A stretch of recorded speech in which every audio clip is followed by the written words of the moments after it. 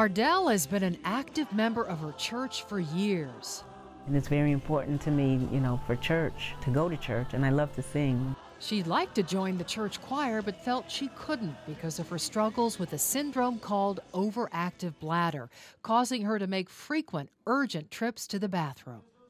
I'd go when I got there, then I'd go during church service, and then I would go again before I would leave church. And I want to join the choir, but I just feel that I would never make it through, the singing. If you have overactive bladder, you can have the syndrome of urgency, frequency, urgent incontinence, nocturia, which is waking up at night, and incontinence. It impacted my life a great deal.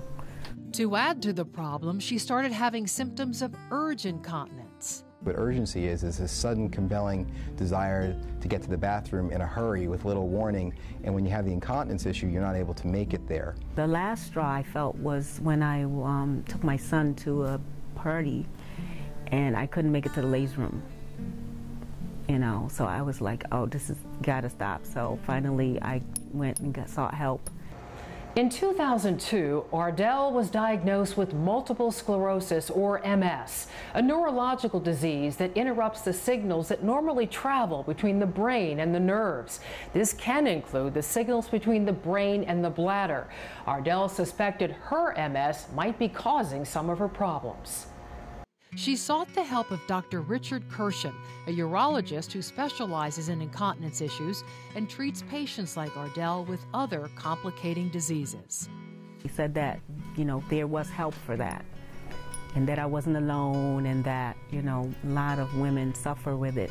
Overactive bladder affects 33 million people in this country, and by far, the majority of them do not have multiple sclerosis. After conducting a series of tests, Dr. Kirshen confirmed Ardell's bladder condition is related to her MS. She did have a neurogenic bladder in that her MS was causing her urgency, frequency, and incontinence. The treatment Dr. Kirshen recommended for Ardell surprised her. He told me the options would be Botox injections. And, I was taken aback by that because, when you hear of Botox, you think of, plastic surgery or enhancement to, other areas. Botox is a neurotoxin. It's been commercially available for medical uses for many, many years, but urologists have used it for more than 10 years for bladder conditions, especially neurogenic bladder conditions. We put some local anesthetic in the bladder. I look in the bladder using a very small flexible telescope, and within 5 minutes I can inject the medication into the wall of the bladder. The Botox blocks the release of a neurotransmitter in the bladder that causes the spasms. And so within 2 weeks people start seeing benefit.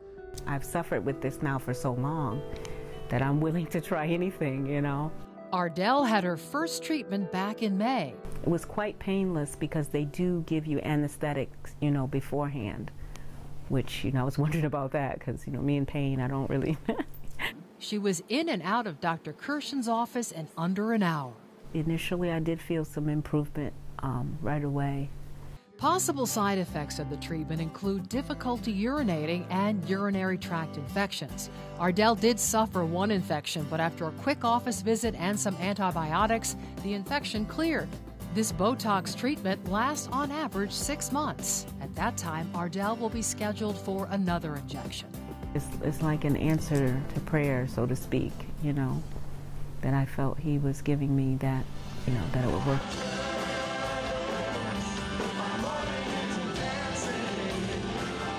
It's been 4 months since Ardell's treatment.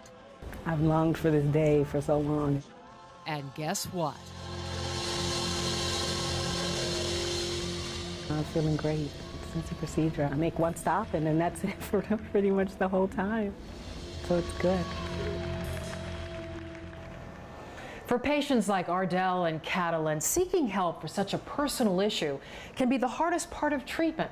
But they both agree, after years of suffering and finally getting relief, don't let fear or embarrassment keep you from getting help.